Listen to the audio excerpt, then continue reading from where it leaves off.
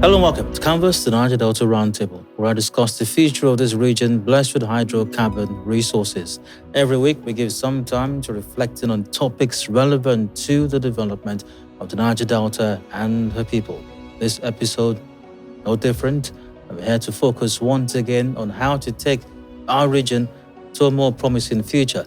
Now, this podcast is sponsored by the operator of the NNPC Renaissance Total Energies Active Joint Venture, Renaissance Africa Energy Company Limited, headquartered in Port Harcourt. Thank you for joining. I'm Adedayo Elushakin. The topic for this episode is From Lab to Legacy, the Future of Nigerian Content. Now, this conversation is about legacy, a kind forged in labs, classrooms, and boardrooms. It may not be carved in monuments, but it's inscribed in patents, policies, and the progress of a nation. It's a kind of legacy that doesn't always make the headlines, but quietly transforms industries, inspires future generations, and redefines what's possible when local knowledge meets global standards. We'll explore what it means to create solutions that are not only technically sound, but locally relevant. And we'll hear from someone whose work is helping define the future of Nigerian content through science, strategy, and a deep commitment to national development. Again, a topic on this episode of Canvas is From Lab to Legacy, the Future of Nigerian Content. And my guest is Dr. Toyin Odutola. Dr. Toyin Odutola is an associate professor in the Department of Petroleum and Gas Engineering at the University of Port Harcourt, UNIPORT. She trained in flow assurance at the Center for Hydrate Research at the Colorado School of Mines, USA. She designed and fabricated Nigeria's first hydrate flow loop. She has 3 patents, a published monograph, and several peer-reviewed papers in reputable journals. She was a visiting scholar at the Massachusetts Institute of Technology, MIT, the USA, in 2020. Dr. Odutola is currently a research advisor at the Nigerian Content Department of Renaissance Africa Energy Company. Dr. Toyin Odutola, hello, welcome to Canvas, the Niger-Delta Roundtable. Hello, Dayo. Thank you for having me on Canvas. It's great to have you here. For me, it's not often that I get the privilege of being in the presence of, and I say this with due respect to all the guests we've had on the podcast. This should be episode, we're over 60 now, maybe 67 or so. We've had very brilliant minds come on the podcast every week to talk very important, critical matters. But I dare say, this might be the very first time that I'm in the presence of genius.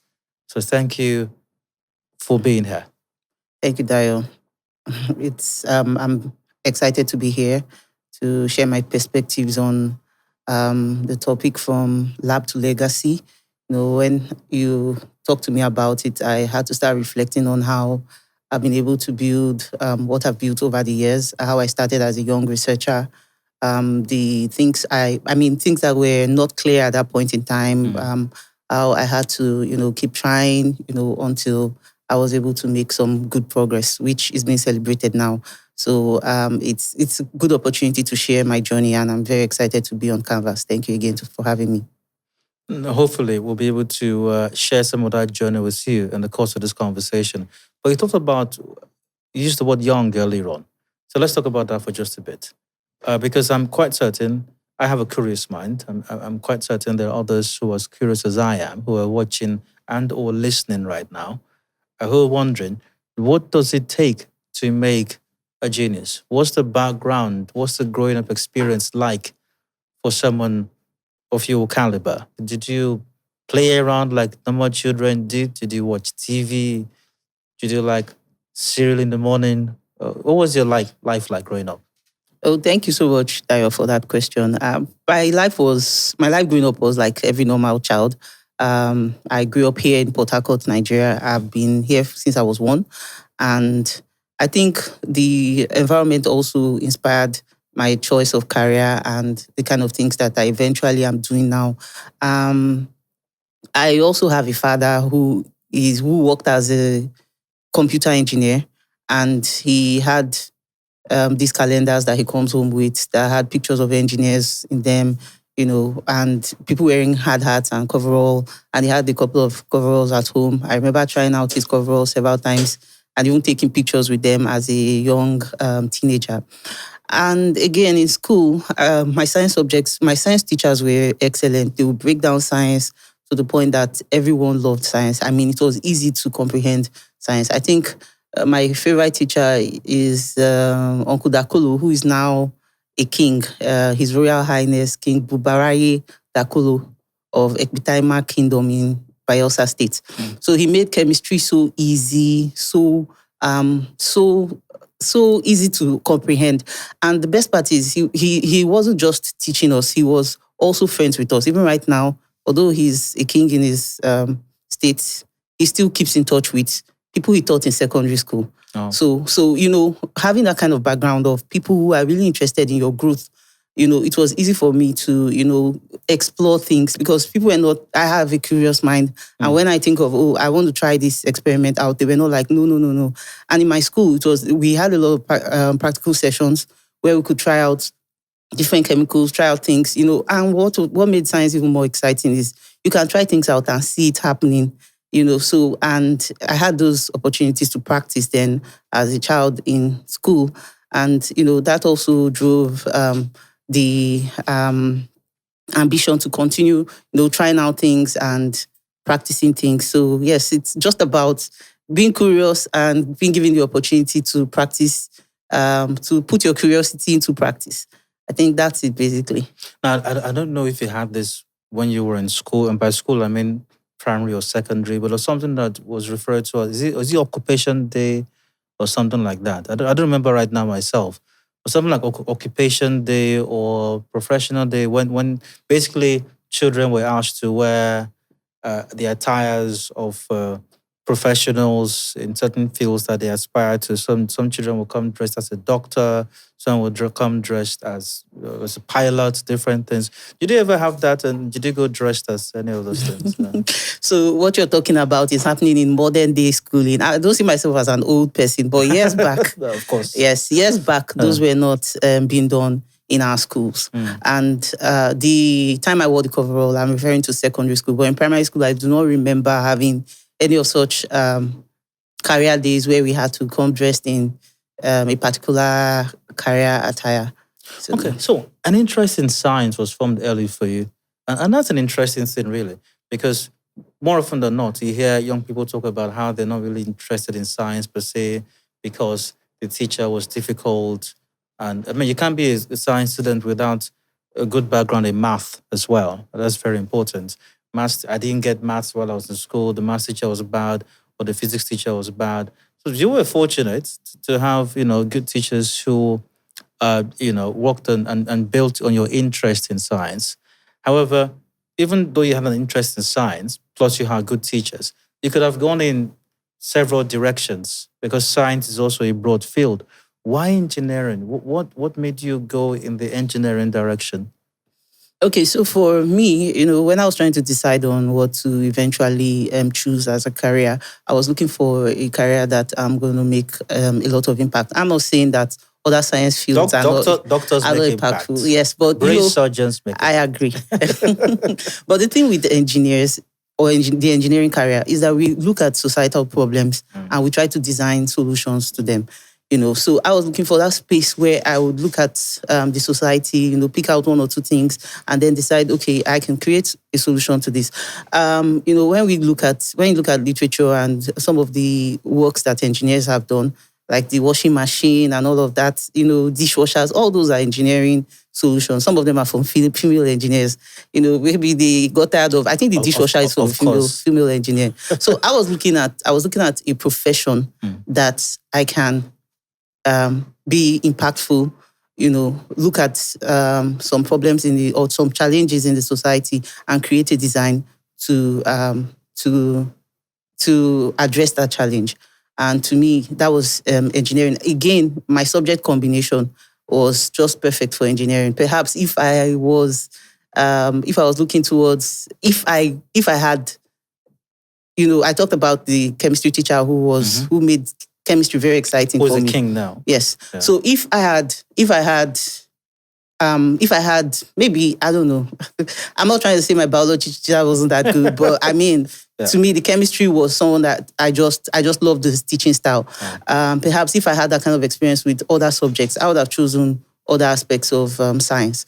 But for me, the chemistry was what propelled me towards, chemical engineering. I also had very good background in mathematics. We had an excellent maths teacher, So and it was easy and for I'm sure me to... your English teacher was good also. Yes, English was English was good. Yes, English was good. So of course you need that combination to be in the university. Okay, so we're going to get a bit technical here now. This is where you are the expert. You did something called a hydrate flow something. What's it called again? Hydrate flow loop. Oh, that's it. Hydrate flow loop. Loop. Yes. Okay. Pardon my illiteracy here. It's not my field. Really hydrate flow loop. I mean, these are the kind of things that I hear of, maybe not you, when I'm watching some sci-fi movies starring Tom Cruise or I don't know, or some such person, some Hollywood movie. But you, hydrate flow loop, what inspired that? How did you get into the hydrate flow loop thing? Okay, so let me define or describe what the hydrate flow loop is before I talk about that. I don't know what to say. Yes, so in the petroleum and gas industry, what we flow is fluid, which is gas or oil. But at times our fluid can change into solids. The phase can change to solids, and one of those solids is hydrate. So hydrate basically is like ice. When the temperature of water decreases to ice formation temperature, you start having ice forming. So, but for hydrates, it's gas inside of water molecule and solidifying. And this is something you do not want to see on your field because it will increase the viscosity. So you cannot pump out as much oil as you were pumping out. The flow becomes sluggish because you're having hydrate particles in your flow line. I just hope you understand. Please go ahead. Okay, so let me try to break it down again to non-petroleum engineers. So it's just like having blood flowing through your veins, and then, most times in the health world, everybody's health conscious. So I think this analogy should work.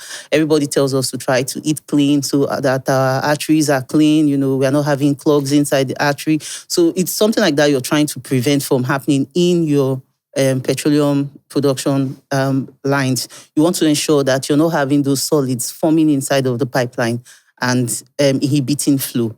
So what I did with the hydrate flow loop was that I tried to simulate what happens in the oil and gas industry, what happens in the offshore environment in the lab. So I was trying to simulate the offshore environment in the lab.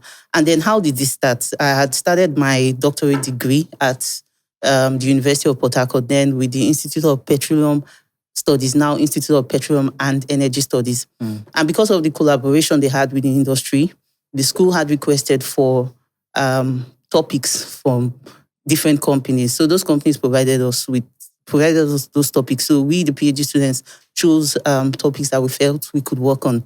And the good thing about that collaboration is that the companies were also funding the research. So the company that was meant to fund my research had contacted the company in Europe to purchase. Sorry, the company that recommended your topic was in Europe? No, they have a branch here. Okay. Yes. But for some reason, you chose one of the toughest topics. I don't know if it was the toughest. Okay, all right. Yes, so they reached the company in Europe to purchase the hydrate equipment. Because at that point in time, when you're doing your research, what you want to do is buy an equipment from abroad, bring it home, run the experiments, and then publish the results. So we were trying to buy the equipment from Europe. And we would write to the European company.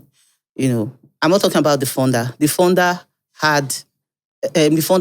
contacted the company in Europe to purchase the equipment from them. Okay, so what's the name of this equipment? A hydrate equipment. I think autoclave also. Okay, I'm not certain which one we were trying to buy then because that was years ago. Okay, that's fine. Okay. So we wrote to the people selling the equipment to us, and then they gave us the specifications of the equipment. When I looked at it, I knew that there were existing hydrate equipment that could provide better conditions, because I had been to a research lab at Colorado School of Mines. So I told my supervisor that this equipment that is being provided, we can ask for something higher. The pressures are too low, we can ask for something higher. So my supervisor wrote back to the European company that what you're providing for us, we want something better. We want something that can reach up to this pressure, and something that can that can bring down the temperatures up to this point. So the European company, I think at that time, they were already upset with our back and forth emails. So and then they wrote us back that, look, this is the best we can give to you. It was designed by a PhD student. So this is what we can give to you for now. So at that point in time, my supervisor was like, you mean a PhD student designed an equipment? Are you about buying that equipment to complete your PhD program? I told you, we are not buying that equipment again. You build it here. If a PhD student there has the brain to design an equipment and use it for his research, you build yours and use it for your research. So that was what brought about the Hydrate flow loop. Initially, it was very difficult because, like other PhD students, I wanted to buy an equipment, that was the easy way out. Mm-hmm. But now I had to build one from the scratch, something that had not been done before. It required a lot of thinking, and I had to do a lot of consulting of people. Luckily for me, at that point in time, I was a research assistant at IPS. So IPS is a collaboration between Total Energies, IFP School, and UNIPORT. So we had some industry people who would come around to teach. So I used the opportunity to ask them questions. How is it like offshore? Because I haven't been there. So that I could, know what to do in the lab when I'm trying to simulate the conditions in the lab. And then a lot of reading as well, asking questions, and eventually I got the design. And from the design, I had to start searching for a fabricator here in Port Harcourt. And eventually we were able to fabricate the equipment, moved around a little, found someone on East West Road who could do it. It took a long time because the conditions were just not working. When the things he was putting together, at times it just does not work. We had to do some replacements, of some of the different components of the loop. And eventually, when we felt it was working, we moved it to the University of Port Harcourt and set it up. Started having problems again, leakages. We had to call them back. Made a lot of modification on the loop. I think the biggest modification was the insulation, because at that point in time we found out that our warm climate was affecting the experiment, because you need cold environment to form hydrates. So our loop was not well insulated, and we're having so much of the heat around us, influencing the experiment. So we had to look for ways to completely isolate the system from the environment. So we did the insulation, and eventually we started forming hydrates, and it was exciting, to see hydrate forming in the loop. And after then, many, many great things started happening. At the point, I'm wondering, at the point where your HOD, right, said, you know what, some PhD student over there was the one that designed and fabricated this. Why do you want to pay for that? Do it yourself. I mean, was there the option of saying, you know what, I'm done with this. This looks like it's going to be tougher than what I bargained for. Can I pick another topic, please? Could you have done that? Why did you go ahead with this? So that was my supervisor, not my HOD. Oh, pardon me. Okay. So why did you go ahead with it then? So, yes, several times I met him. I told him, I'm tired. Please change this topic for me. Give me something I can complete. But I think he also believed that I had the capacity to do it. There was a time I met him and I suggested another topic that he had given to his other students. I said, give me this. He said, look, you have the capacity to build this. I know you can. So that was also that kept me going. His belief in me that I could do it kept me going. I think I had very good supervisors. Although then it was looking like they were stressing me. But I look back now and I know that they were just trying to push me to put in my best. So my supervisor would also come over to the lab to see what I was doing every now and then. So that was also good for me. My supervisors, Professor Ajenka, the seventh vice chancellor, even as vice chancellor at that point in time, because he was vice chancellor while I was doing the experiment. He would come over. There was a day he came over to see what I was doing, and the other supervisors, Professor Oyenkon and Professor Ikesi Kimama, they really supported at that point in time. Okay, about backing out, I thought of backing out several times, and I met him. He said, no, you're going to continue. Now, even when I started having good results, or what I thought were good results, he still said, Toyin, you have to publish in a reputable journal. You have to publish where other hydrate researchers around the world are publishing for me to believe that you've done a good job. That was also tough, because getting into all those Q1 journals, those high-impact journals, is actually very tough. So I had to look around, check where those accomplished hydrate researchers around the world were publishing. And then I looked at one of the journals. I sent my first draft. It was rejected, but I still went back, beat it up. Of course, they gave me feedback why they felt they were not going to accept it at that point in time. So I went back, I implemented the feedback, and then I submitted again. And it was accepted. Oh. I was very excited. I went to him. I told him, look, they've accepted my publication. He too was shocked because this is something we built locally. Most times, in fact, there was a particular, what's it called, seminar we're having. And one professor mentioned that, look, you people are building local units in Nigeria here. That's why your papers are not being accepted internationally. After I said that, after the conference, this seminar, I went to him, I told him my paper was accepted, and I used that local fabrication that I built. It was the result from that I actually published in that paper. I was shocked. It was like, really? I said yes. So now the whole thing made us believe that, some of the things we do here are actually globally acceptable. It's just that we do not, I think most times we don't believe in ourselves, or we do not tell our stories enough. But having to, build that equipment and to be able to feature or get acceptance from those high-impact journals, and my work was being published in those high-impact journals, so it meant a lot. And it also helped to validate the kind of results we're producing from the lab. Now, I know you may have mentioned this in the course of the conversation thus far, but the hydrate flow loop, did I get that right? Mm-hmm. Okay. What problem in the oil and gas industry does this solve specifically? And then in Nigeria, is there a unique problem that your manufacturing or your fabrication of this equipment, is there a unique Nigerian problem that it solves locally? Okay, so the hydrate flow loop, the problem it's trying to address is the problem of flow assurance. Like I was trying to describe, it's just like trying to keep your arteries clean such that the blood keeps flowing. So it's the same thing with the production line. You're trying to keep the production line clean. You're trying to ensure that you're not having those solid particles forming within the walls of the production line and impeding flow of crude oil. Now, and gas as well, because it forms in gas lines. Does this solve a unique Nigerian problem? Your fabrication of it here locally, does this solve a unique problem in Nigeria? Okay, so one thing the hydrate loop did for us when we got it was that it opened up hydrate research in Nigeria. Previously I would have been looking towards buying the hydrate equipment and bringing it back. And one of the things with buying such equipment, because we've had a couple of them in many institutions, when the equipment is brought, at times whether they misplace the manual or something, nobody knows how to operate it, and the equipment becomes redundant. But with this one, we built it from scratch, so we could, iterate, change a few things here and there. And when this hydrate flow loop opened up the research in Nigeria, many more hydrate researchers came up.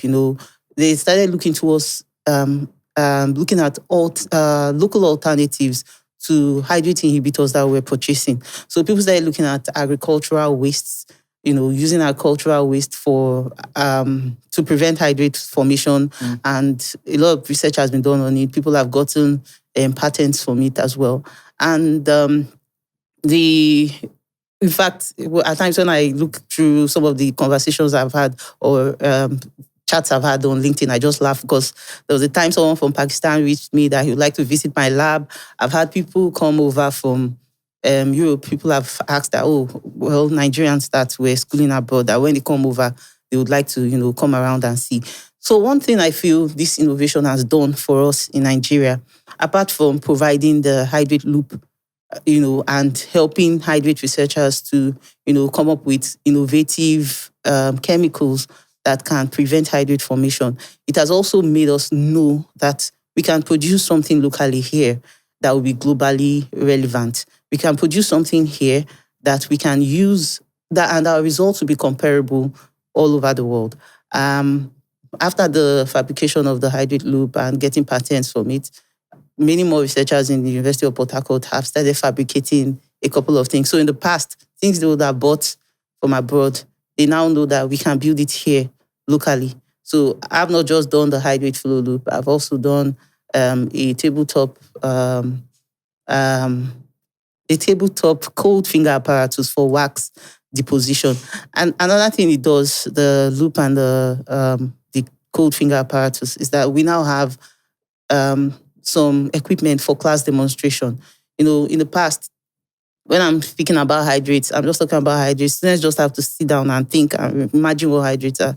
But now you can take them to the lab and show them, oh, this is how. So it's helping us to train engineers better, so because they can see these things in the lab and come to terms with it. So with this, we are building better human capacity for the energy industry. Speaking of patents, you have 3 of them, am I right? Now, what do your patents represent for local innovation? Okay, so my patents show that we can innovate locally, and what we are building locally can also be globally relevant. The patents also shows that we can move from just lab to producing things that can eventually be commercialized. So the patents show that we should believe in we should believe in ourselves. We believe in things that we can produce as Nigerians, not just focusing on importing everything. You hear often that, a lot of the advancements made in countries described as advanced societies in the West and all of that, a lot of these advancements are the results of research, very well-funded research, and it provides solutions to varying societal problems, whether it's healthcare, education, every sector, you name it. And we have universities here also. Do you think that the research you conducted, the research others are conducted, do you think that our institutions have the capacity to do research that will solve real problems to meet our needs here locally and even on a global stage? Yes, certainly our universities have the capacity to build research that will meet our energy needs here and globally. So let's even refer to what I did. It was because there were some problems sent to us by the industry. So for us to have those kind of research that can meet our needs here in Nigeria, in the energy industry, we need to have a joint problem definition, not just academia assuming that the industry needs this, and then the industry assuming that the academia should work on this. Academia and industry, we need to sit together and decide, this is the problem that we have in the energy industry, and this is the problem we are trying to address. And with that, the industry can maybe create some, with the collaboration with the universities, have some innovation hubs in some universities where they are, passing the challenges they are facing, to those innovation hubs. And there, in those innovation hubs, you have researchers, trying to crack what that problem is, trying to create solutions.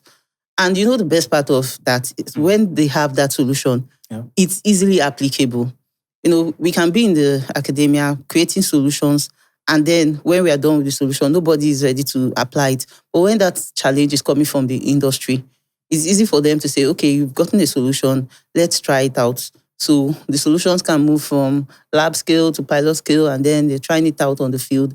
And that's us, providing solutions to the industry from academia. But it has to start with joint problem definition, where academia and industry comes together and decide that this is the problem that they are trying to solve. For this canvas in Niger-Delta round, we brought to you by Renaissance. We're discussing from lab to legacy. My guest, of course, is creating a huge legacy, if ever there were one. Dr. Toyin Odutola. We have to go for a break now, however. We'll return shortly. The conversation will continue. Please stay with us. In the heart of our journey, where the sun touches the earth and the wind whispers through the trees. A new chapter unfolds. A chapter where energy illuminates more than just bulbs. It lights up minds. A chapter of unity, a coming together with a common goal to energize futures and illuminating lives. In classrooms, young dreams evolve, inspired by the promise of a brighter tomorrow fueled by available energy. Small businesses flourish, becoming seeds of prosperity. Energy that empowers and is catalyst for growth and change. The future is energy. So, let's light up the path to a sustainable future together. Energy for you, me, and the world at large.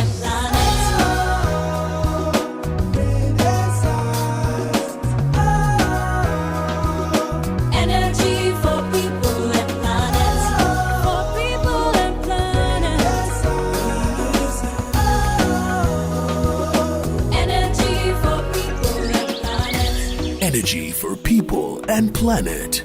We are Renaissance. Welcome back. Still canvas and Niger-Delta Roundtable, brought to you by Renaissance. I'm Dale. Still discussing from lab to legacy. My guest is Dr. Toyin Odutola. Doctor, welcome again. Thank you. Nigerian content is an expression that is used ever so often. Another word synonymous with that, for us here is local content. We use the Nigerian one to specify the Nigerian environment. You are currently an advisor with the Nigerian Content Development Team or Department with Renaissance. When the expression Nigerian content or local content is used, especially with respect to what you have accomplished, and your colleagues, other researchers or academics like yourself, when you think about that, what does local content mean to you? Okay, so local content to me is Nigerians or Nigerian content. It's Nigerians believing that they can actually produce things in Nigeria and use those things in Nigeria. It's about us believing that our things are good enough for us and good enough for people around the world so we can export as well. I think my first time I got to know a little more about Nigerian content and NCDMB and all the regulations was in 2024. I was sent by the university to attend a conference for South at Bayelsa. So we went there, and the reason I was chosen was because of this Hydrate Research which I had put together. So I went there and I presented. And then coming into Renaissance was also a good opportunity to see the amount of work that has been done in terms of Nigerian content and ensuring that we are building capacity, human capacity, building our own engineering companies here in Nigeria. Years back, because I recently started reading a lot about Nigerian content. Years back, before the Nojik Act, there was about 5% participation of Nigerians in the oil and gas industry. So that means that most of what was being done was from foreign companies and even foreigners, and then the Nojik Act came and changes started occurring, where the companies, the IOCs were expected, to have more Nigerians participating. So at that point in time, it also helped to empower a lot of Nigerians because Nigerians were now coming up with companies that could provide the same services that were previously being imported. And this has helped to build capacity. Now you have a lot of Nigerian engineering companies all over the country. And these companies are employing locals, employing Nigerians, and that's helping to build capacity, build the nation. And beyond compliance, to me, Nigerian content is us building our own indigenous technology. Us believing that we can build things locally that will have global relevance. And the way it's going, we have built so much talent here. We've heard of people jackpying.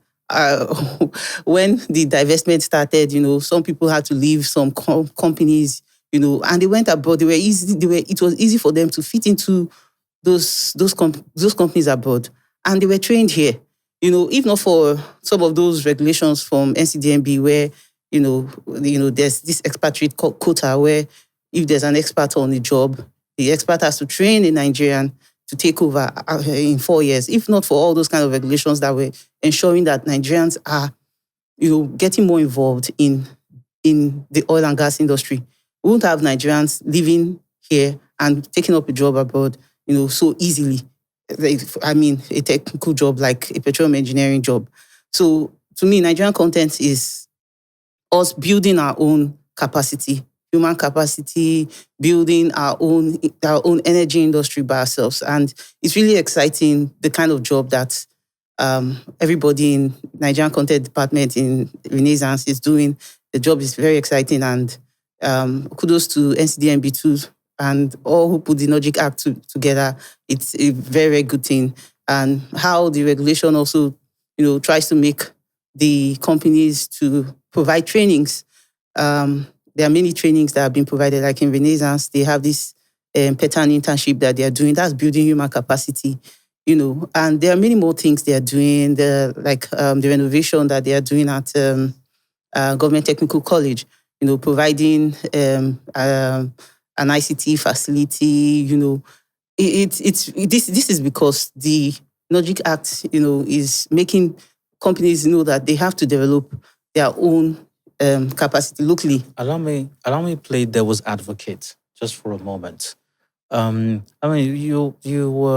lot has been said over the years about the seeming incapacity of Nigeria's tertiary institutions, universities include especially, to be the purveyors of research, R&D, that will bring development to society. And yes, you go to some of our universities. What defines most tertiary institutions in Nigeria, including universities? Defunct libraries with obsolete books. Even the curriculum is a problem as well. Labs that are ill-equipped or not even existent in many cases. Even you described how that, in this conversation, you described how before you were not Fruity Loops, before your what again? What did you? Hydrate Loop. Hydrate Loop, exactly. Before that, your students had to imagine what you were talking about while it was being taught in class. That has been the experience of many students in the field of engineering, science, and STEM generally in Nigeria. So, with all of this being somewhat the norm with the Nigerian education system, many have argued that, can we really do it? Can we carry out research? Can we develop something that will serve not just our local needs or immediate needs, but even on global needs as well? Can we really do it? Yes, we can. So, besides the exception to the rule that someone like US, because every rule has an exception, but generally, do we have what it takes? I strongly believe we have what it takes. I strongly believe so, because if we have more opportunities to practice, that's when we would see that our innovations are actually very good. It's just like, let me draw an analogy with Nollywood. Nollywood, they started with those very boring movies, with this, what do you call it, cinematography looking weird.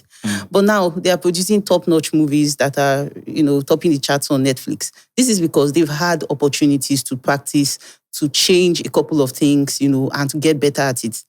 Now, they have opportunity to practice because they have a market for what they are producing. We watch Nollywood, African Magic. We're always excited to look at it.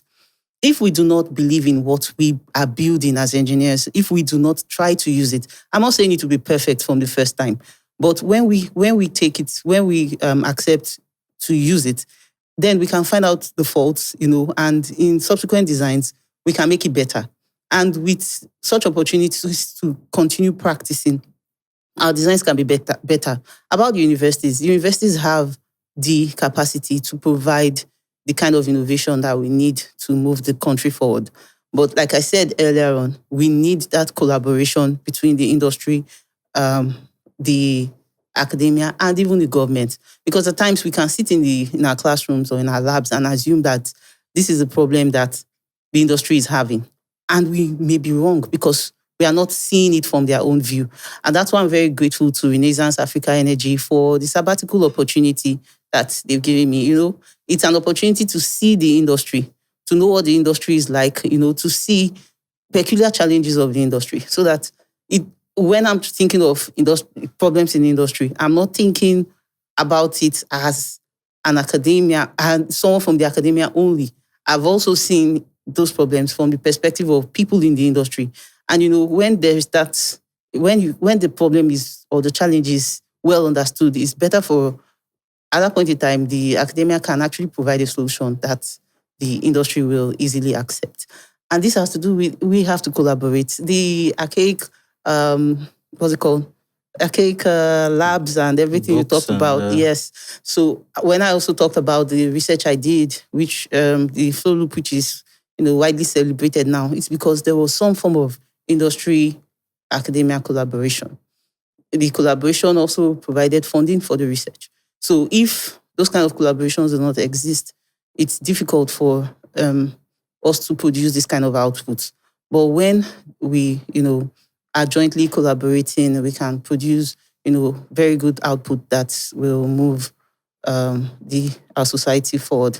There's an increased level and amount of indigenous ownership in the oil and gas industry right now. With the likes of Renaissance taking over SPDC, you have some other indigenous firms springing up in the oil and gas industry, doing quite well. A lot of innovation is required also, homegrown innovation to meet our own needs, no doubt about that. What role do you suppose institutions like University of Port Harcourt and others, what roles do you think they have to play in shaping the future of energy in Nigeria and even Africa, for that matter? Okay, so the University of Port Harcourt is, most times universities are referred to as Ivy Towers. So, but one unique thing about the University of Port Harcourt is that we have very strong collaboration with the industry.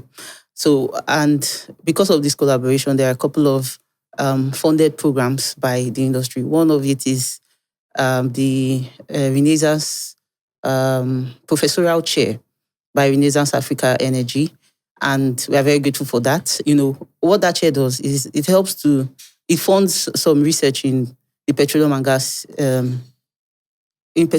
engineering. And that's helping to build future engineers, making sure that they are a lot better.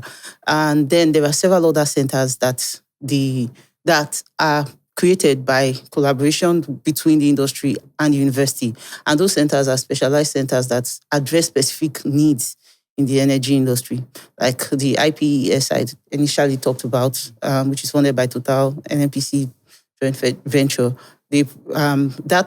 That collaboration is addressing human capacity needs. I mean, they've churned out several engineers that are now working in the industry. There are several other specialized centers like the Emerald Energy Institute, the Energy Technology Institute that just came up.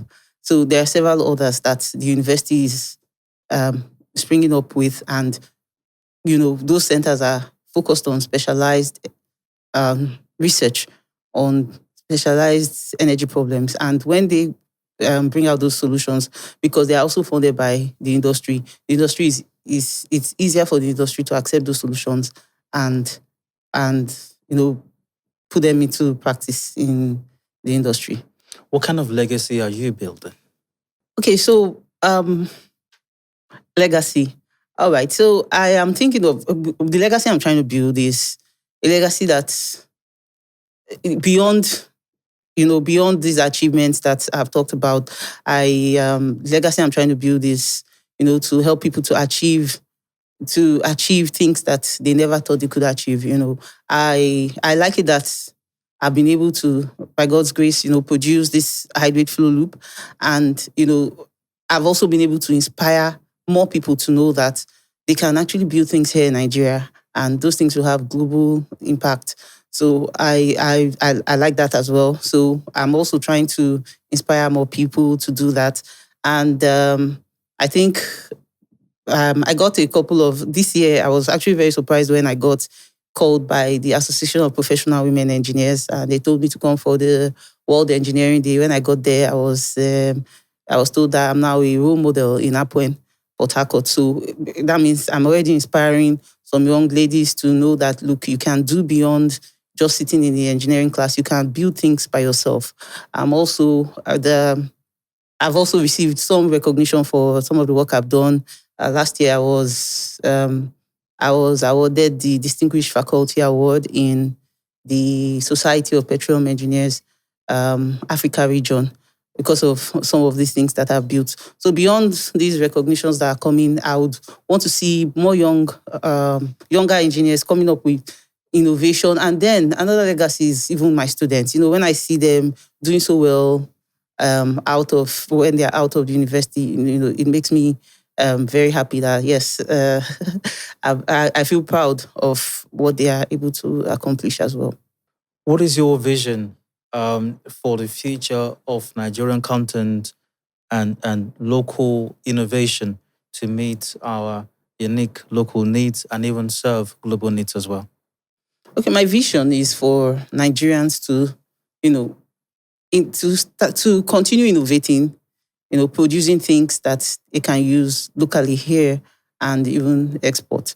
So most Nigerians, we have opportunities to go abroad, see how technology has transformed those foreign countries.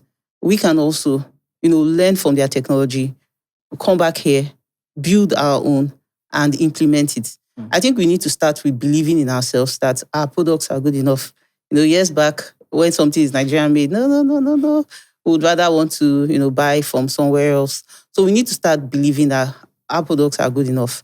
Our products are good enough for us to use and to continue building on it. Because if we do not build on it, then we are not going to improve on it. So I have the vision that in the near future would be, Nigerians will be everywhere. I mean, in terms of providing the technology for the growth of our society, we'll be innovating in not just the oil and gas industry, in telecommunication, in renewable energies, everything would be building. Last year, I had the opportunity of going on a study tour to Europe, and what we went there to see is how they are implementing renewable energy there. It was funded by European Union. So we went to Netherlands to see their solar power farm. And we have a lot of solar energy here. We saw the offshore wind turbine in Denmark. And then we also saw the mini hydropower plant in Belgium. I think what was fascinating to me the most was the mini hydropower plant. Because I saw water which was not so, when I think of dam, most times it's one very big water, with so much pressure, and waves. But I saw water that was almost still, providing electricity to a village. And that, broadened my mind. And I know that there are some researchers in the University of Port Harcourt building turbines, for mini hydro power plants. So when we go abroad and see things, we should know that humans designed it. We all have the same kind of brain that they have. Learn from it, come back here and try to build the same thing or even build a better version. So in future, I'm hoping that Nigerians will even be the hub for innovation all over the world. Like that movie, Wakanda, where they had this... Black Panther. Yes, Black Panther, where they had this very, this high-tech... was it a village? Yeah. Yes. Where the foreigners were even trying to come learn from them. I'm hoping that Nigeria can get to that in the near future. Wakanda forever. Wakanda forever. And on that note, we wrap up this edition of Canvas and Niger-Delta Roundtable from the lab to legacy. Thanks to my guest, the brilliant Dr. Toyin Odutola. Thank you so much for your time. Thank you for coming by. It's been a huge pleasure. Thank you so much. Thank you for having me. I've had a great time having this conversation. And like the associate prof said, believe in yourself. We have the capacity, all that it takes to be the innovation hub, not just for Africa, but even the rest of the world, like the proverbial Wakanda. Thanks for watching this episode of Canvas and Niger-Delta Roundtable. I'm Bye for now.